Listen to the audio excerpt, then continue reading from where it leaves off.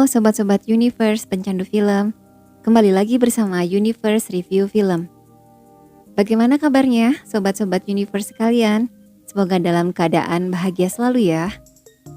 Dalam kesempatan kali ini, Universe Review Film akan mereview film bergenre action drama sport biografi berjudul Hand of Stone yang dirilis pada Agustus 2016.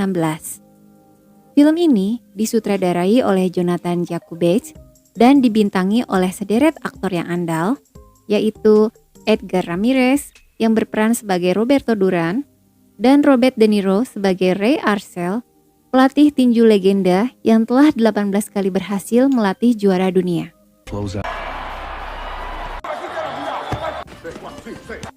Film ini akan mengisahkan tentang kisah perjalanan hidup seorang legenda tinju yang begitu tangguh, yaitu Roberto Duran, dari masa kecil hingga menjadi juara dunia.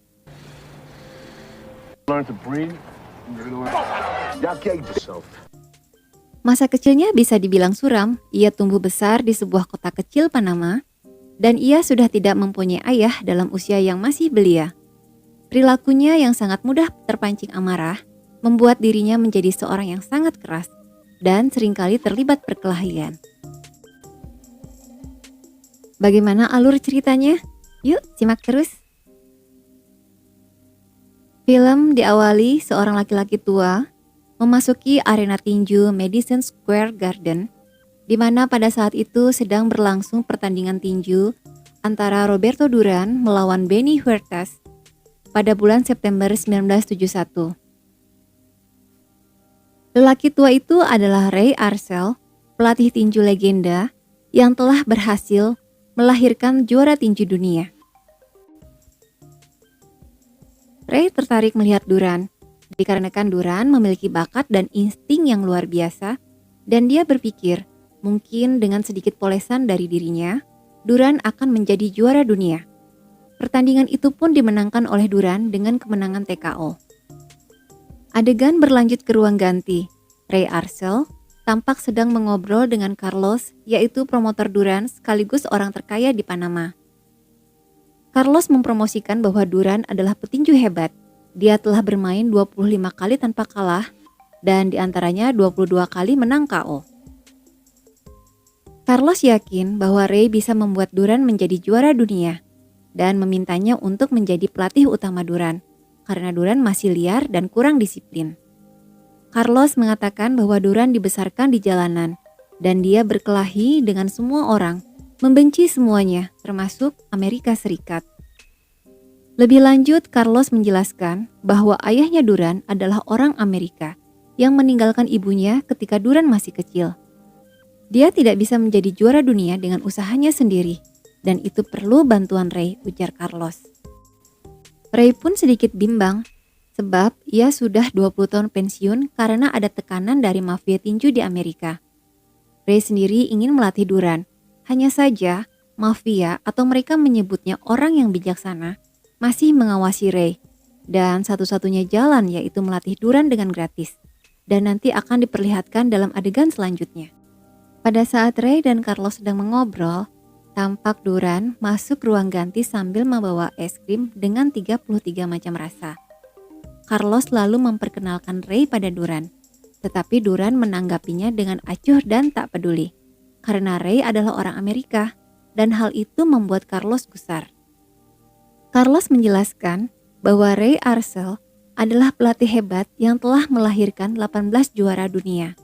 Carlos bertanya pada Duran, "Apakah kamu mau menjadi juara dunia?"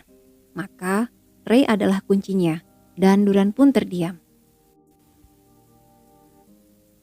Adegan flashback pada tanggal 9 Januari 1964 diperlihatkan seorang anak kecil di tengah demonstrasi besar-besaran di Panama. Ia tampak gembira, dan setelah itu ia berlari menuju suatu kebun mangga dan memetiknya beberapa buah. Kemudian terlihat jeep militer Amerika melintas dan berbalik arah karena melihat anak kecil itu dan mengejarnya sambil menakut-nakuti. Ternyata anak kecil itu sedang mencuri buah di Taman Kedubes Amerika di Panama.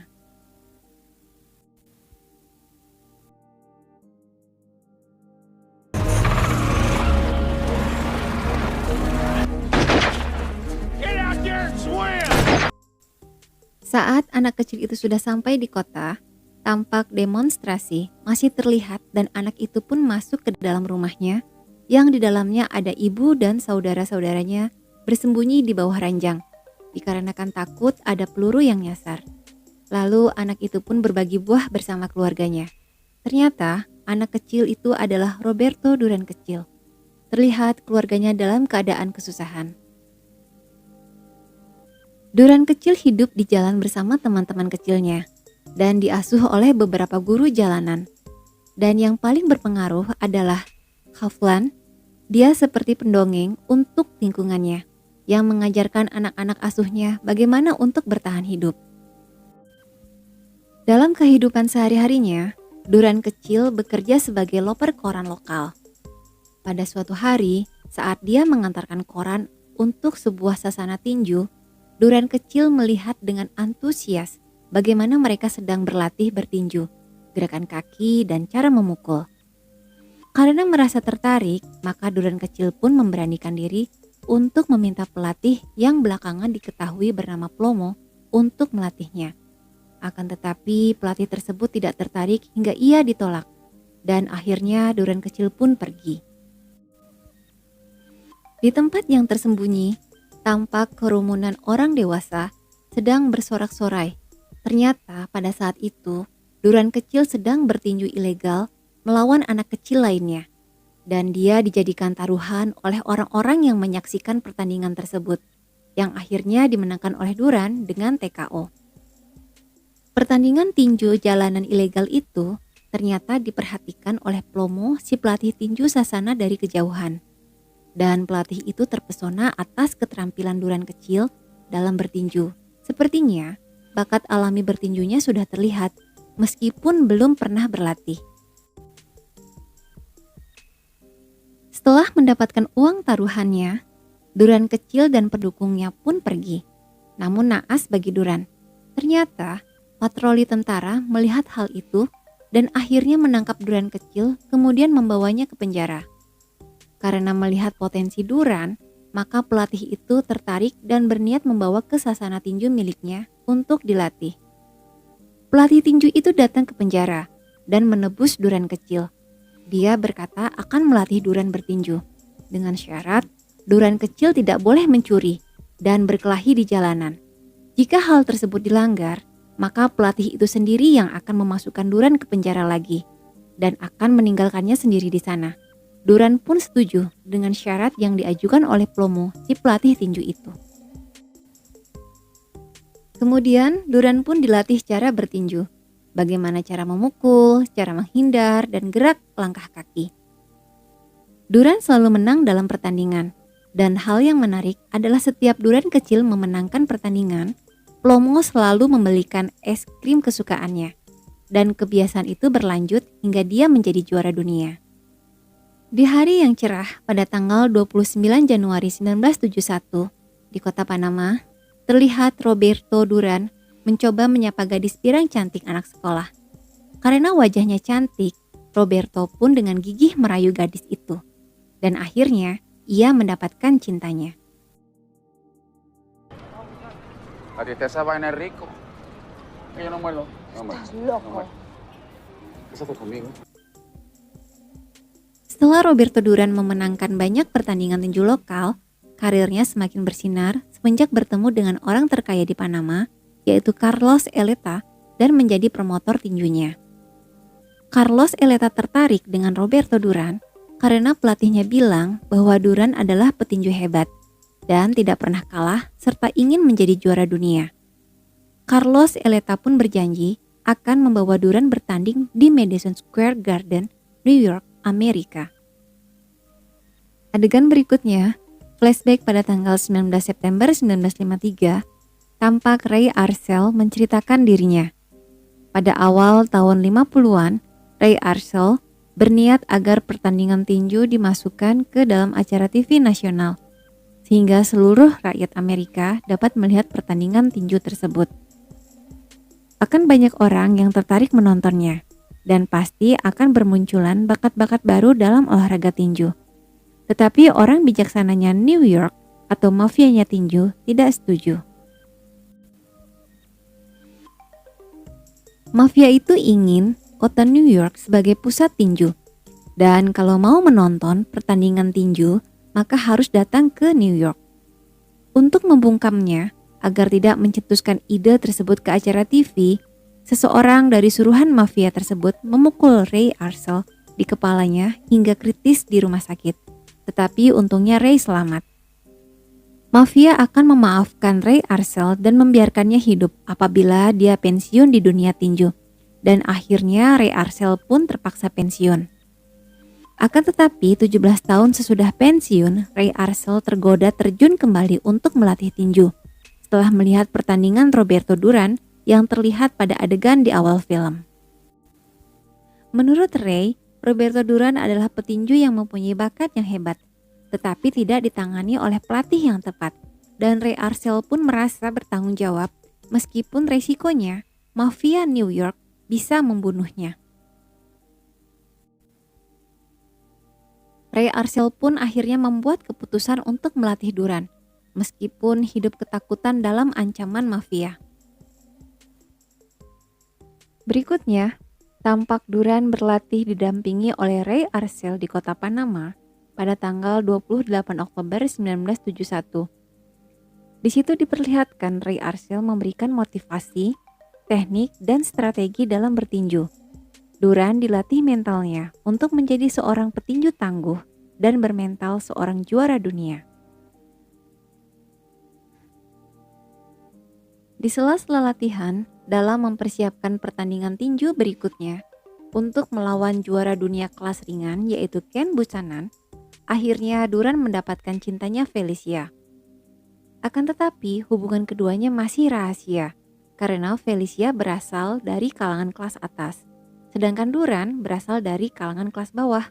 Sepertinya Duran belum percaya diri untuk melamar Felicia sebelum ia membuktikan dirinya menjadi juara dunia.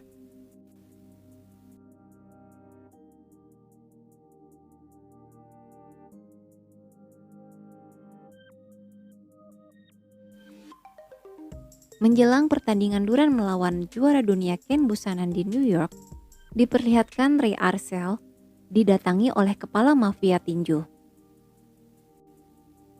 Saat berbicara dengan Ray, mafia itu meminta maaf pada Ray tentang peristiwa 20 tahun lalu yang mengakibatkan Ray cedera dan pensiun dari melatih tinju.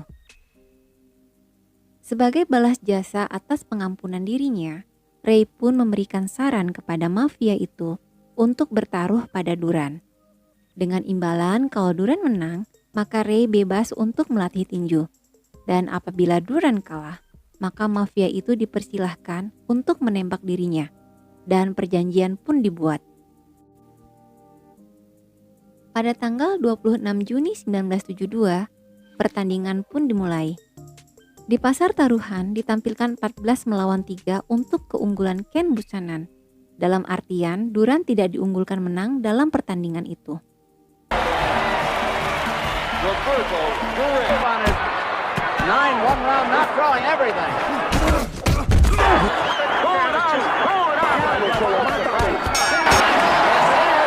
It was almost Buchanan. Behind that body.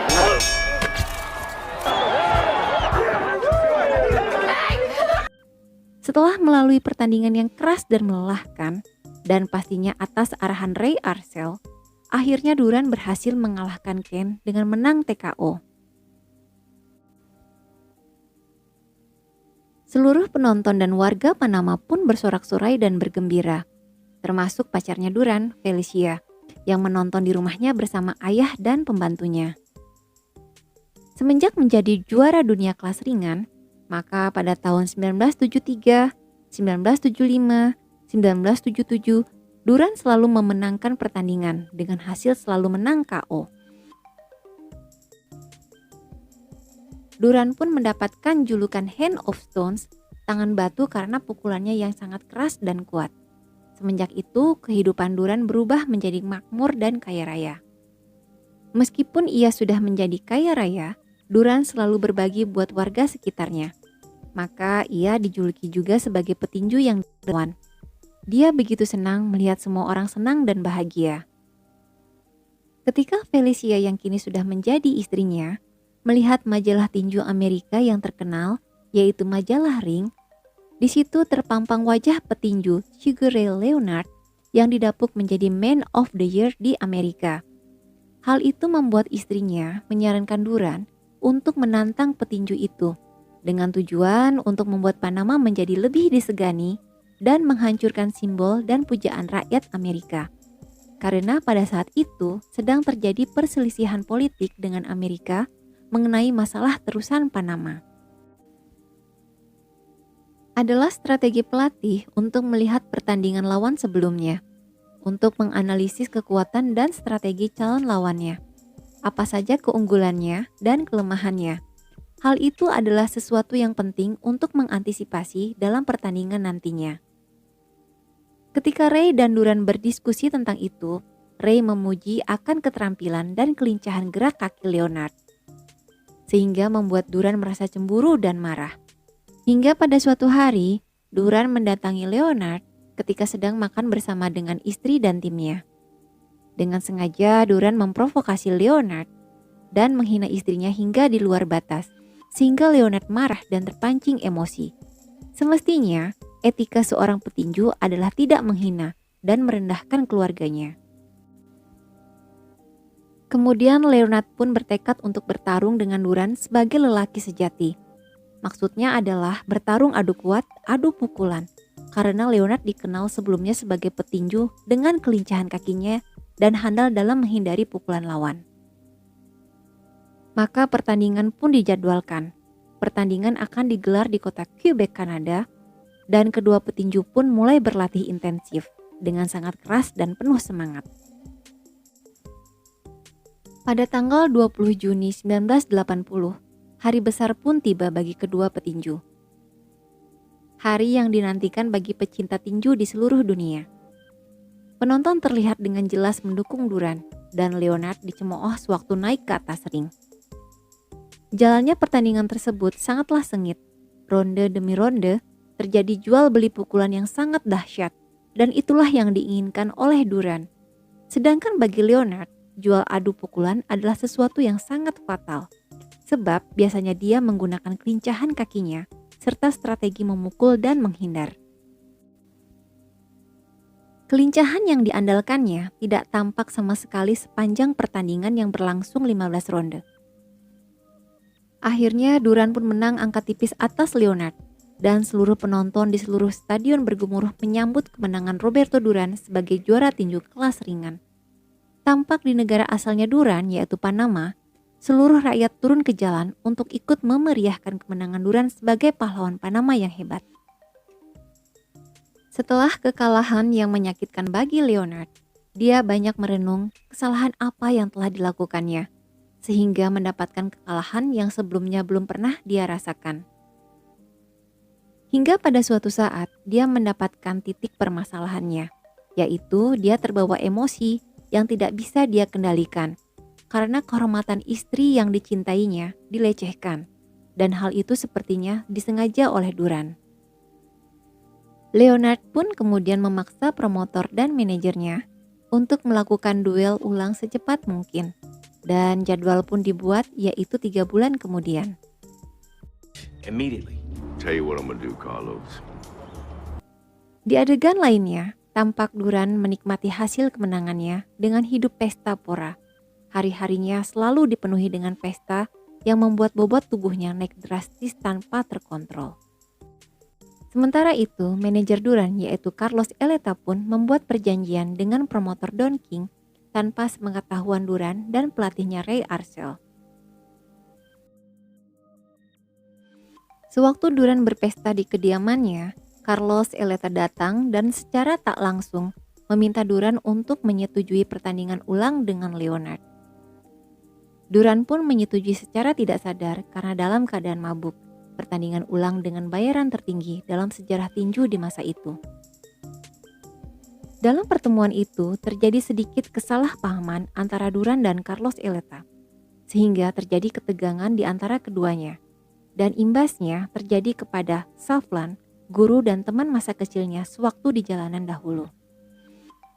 Saflan pun diusir dari kediaman Duran, dan hidup terlunta-lunta hingga mengalami kejadian tragis tertabrak truk saat menghindari kejaran massa yang meneriakinya maling karena Saflan mencuri makanan dari orang yang sedang makan di restoran.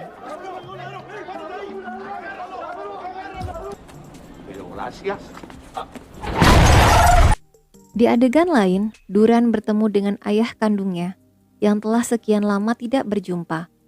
Duran terlihat kecewa karena sebelumnya dia mengira ayahnya adalah seorang berkulit putih dan bermata biru. Tetapi pada kenyataannya, ayahnya adalah seorang kulit hitam keturunan Meksiko. Hal tersebut secara tidak langsung membawa dampak psikologis kepada Duran di kehidupan selanjutnya. Selanjutnya, tampak Ray Arcel dan Carlos Eleta sedang berargumen selagi makan malam bersama. Di sana terungkap kekecewaan Ray Arcel terhadap Carlos Eleta karena memaksakan pertandingan di mana Duran sangat tidak siap untuk menghadapi pertandingan ulang dengan Leonard. Banyak faktor yang membuat Duran belum siap dalam waktu singkat. Salah satunya adalah berat badannya yang sangat jauh dari berat badan ideal. Akan sangat menyakitkan dan sulit bagi Duran untuk menurunkan berat badan sebanyak 20 kg dalam waktu 3 bulan. Tetapi Carlos Eleta tetap memaksakan, tanpa mempertimbangkan dampak psikologis bagi Duran. Hal tersebut dikarenakan dirinya akan dituntut oleh promotor Don King jika menyalahi kontrak perjanjian yang telah dibuat oleh keduanya. Berikutnya diperlihatkan Duran berlatih sangat keras dan mengalami kelelahan secara fisik dan mental. Dan Duran pun tampak frustasi dalam menghadapi pertandingan ini. Pada tanggal 25 November 1980, akhirnya pertandingan ulang pun digelar. Tampak dari awal ronde pertama hingga ronde berikutnya, Leonard memperlihatkan kemahiran dalam bertinju. Gerak kaki dan kelincahannya dalam menghindar sehingga hal tersebut membuat Duran bertambah frustasi. Hingga akhirnya Duran pun tidak mau melanjutkan pertandingannya dengan alasan Leonard bukan bertinju tapi seorang badut karena selalu berlari ke sana kemari menghindari Duran untuk saling adu pukul. Hal tersebut adalah strategi Leonard dalam mengalahkan Duran yang kuat. Setelah berhenti dan mundur dari pertandingan itu, akhirnya Roberto Duran menyatakan pensiun dari dunia tinju. Akibat keputusannya menyerah dan pensiun dari dunia tinju, kehidupan Duran berubah 180 derajat. Yang awalnya seluruh rakyat Panama membanggakan dirinya, berubah menjadi menghujatnya, dan Duran pun semakin frustasi karena merasa diasingkan. Hari-harinya dipenuhi dengan mabuk dan penyesalan yang tiada henti. But life goes on. Kehidupan harus berjalan terus. Hingga akhirnya mental Duran kembali kuat dan akhirnya bersedia terjun kembali ke dunia tinju. Dan orang yang pertama dihubunginya adalah Ray Arcel. Tetapi sayangnya Ray Arcel betul-betul telah pensiun. Dia menyarankan kepada Duran untuk meminta Plomo agar melatihnya, karena dialah yang pernah melatihnya dan tahu kepribadian serta bakat Duran sejak masih kecil. Dan kemudian Ray pun menolong dengan mempersiapkan pertandingan dengan menghubungi orang bijaksana New York untuk pertandingan Duran berikutnya. Plomo pun bersedia untuk mendampingi Duran. Ada hal yang menarik sewaktu Duran menelpon Ray Arcel untuk minta dilatih kembali, tetapi Ray Arcel menolak. Sesaat sebelum memutuskan pembicaraan dengan Duran, Ray mengatakan bahwa ia telah menghabiskan tahun-tahun terbaiknya untuk melatih Duran, dan ia pun merasa tersanjung dengan ucapan Ray tersebut. Dan adegan berikutnya diperlihatkan Plomo mempersiapkan kembalinya Duran dengan membawa Duran ke jantung spiritual Panama dan juga membawa Duran ke penjara karena Plomo pernah berjanji pada Duran sewaktu kecil dahulu kalau Duran nakal dalam artian nakal senakal-nakalnya. Diperlihatkan pada tanggal 16 Juni 1983, Duran bersiap bertanding setelah pensiun selama 3 tahun.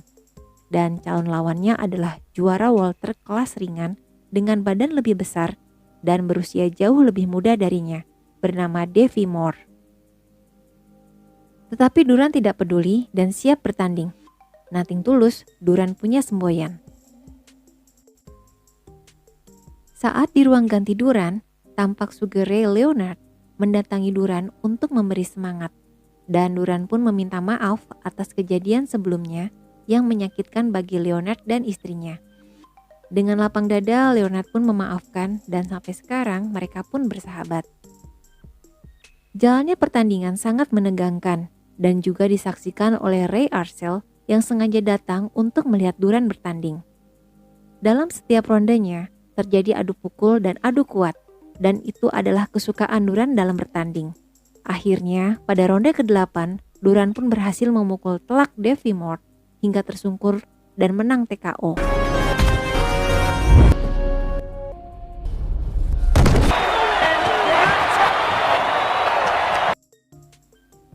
Seluruh penonton di stadion yang menyaksikan langsung sangat bergembira, dan rakyat Panama pun bersorak-sorai atas kemenangan pahlawan yang terlahir kembali.